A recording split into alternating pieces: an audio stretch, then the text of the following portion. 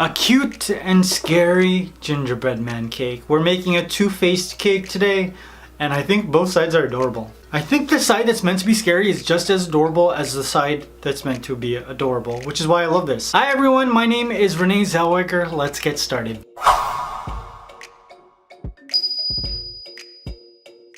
Now before we get into it, I just want to give a shout out to Baker's Bodega in Pico Rivera. I buy a lot of my cake supplies there and they gave me red fondant to create this cake, so thank you. Now for this cake, I'm using my PVC pipe system. If you want to learn how to create this, there's links for you in the description box. It's pretty simple. Most of the stuff just comes from Home Depot. Now to create the body of my gingerbread man, I'm using two 3-inch half dome cakes.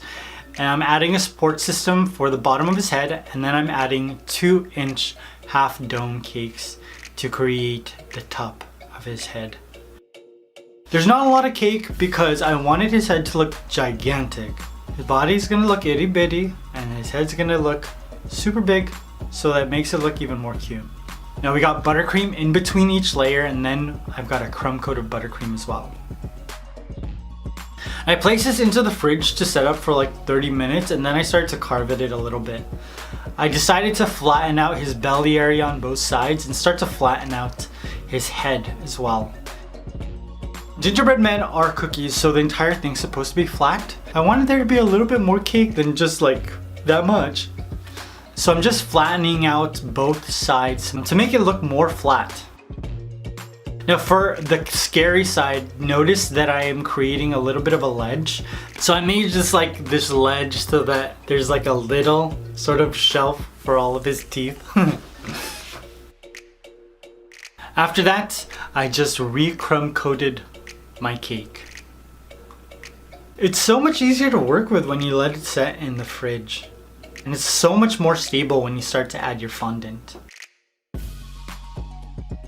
In the community tab, I posted a picture of my gingerbread man and I asked you to name him. And the name that I'm going with comes from Pinky the cat.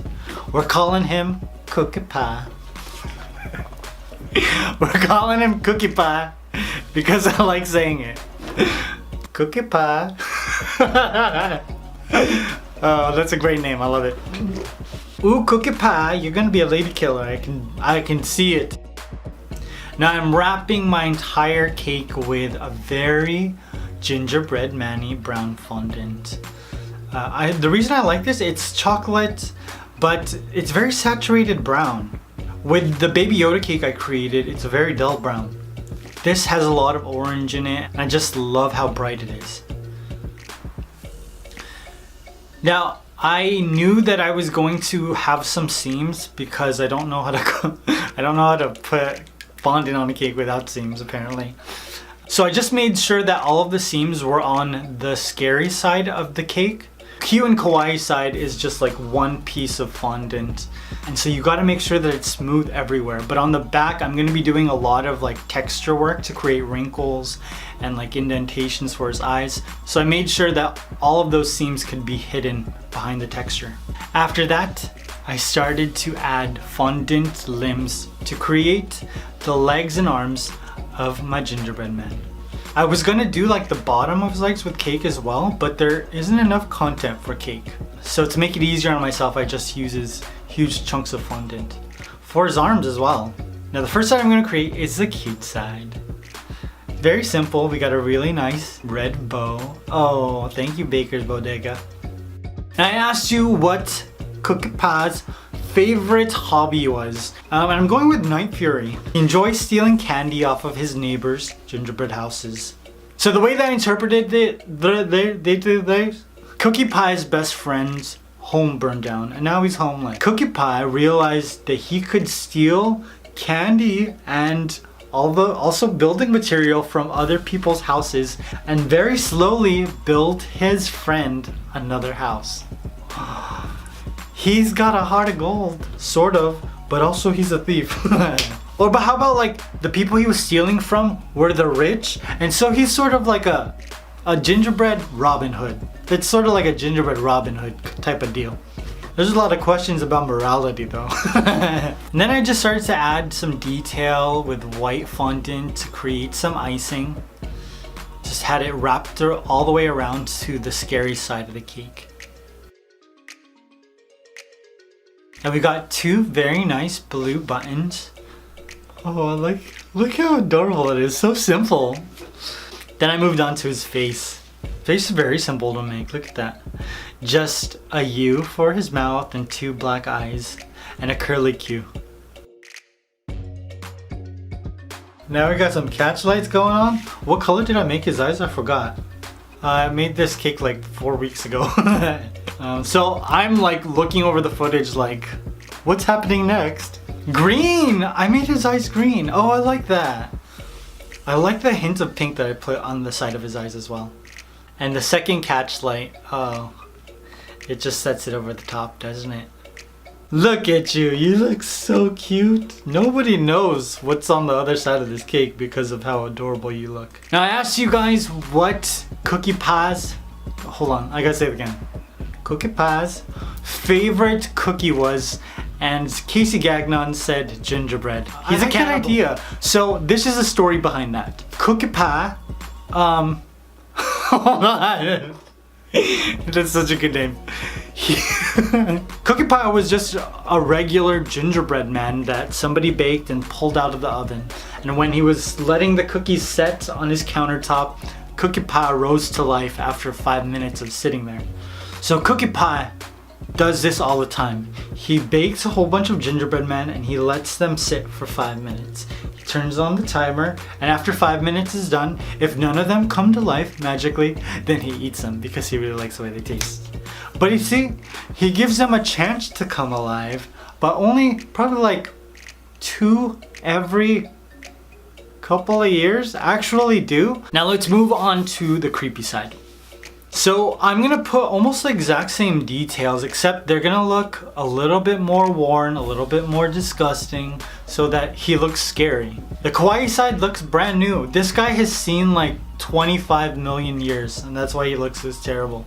His bow is like flopping down. What are these? His buns aren't even round? That's terrible.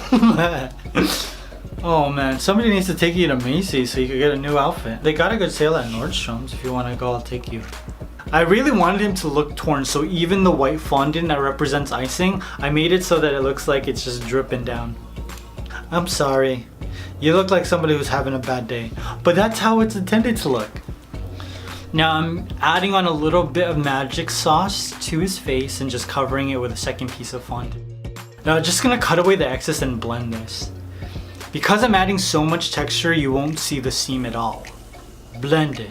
Blend it all. Blend it all with your fondant tools. So nobody can see and it'll look like one nice piece of fondant. So I'm adding on a piece of black fondant to create his left eye. I'm just adding some eyelids and a lot of wrinkles.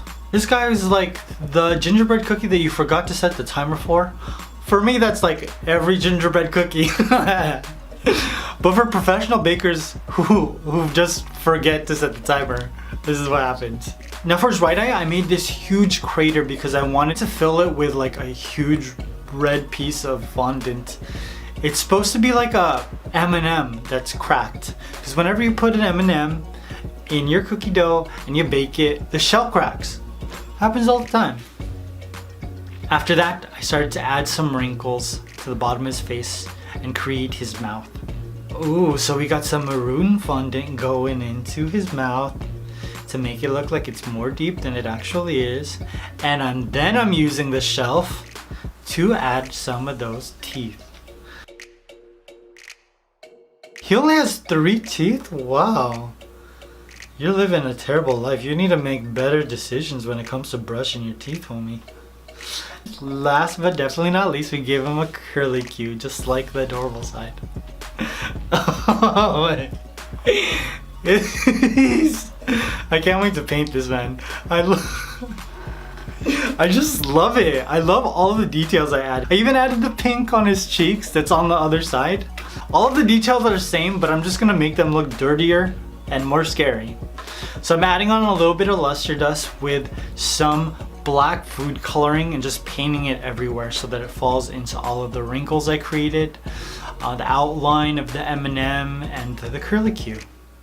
I wanted to make sure that I highlighted the M&M, and so I'm adding a little bit of white food coloring to create the M.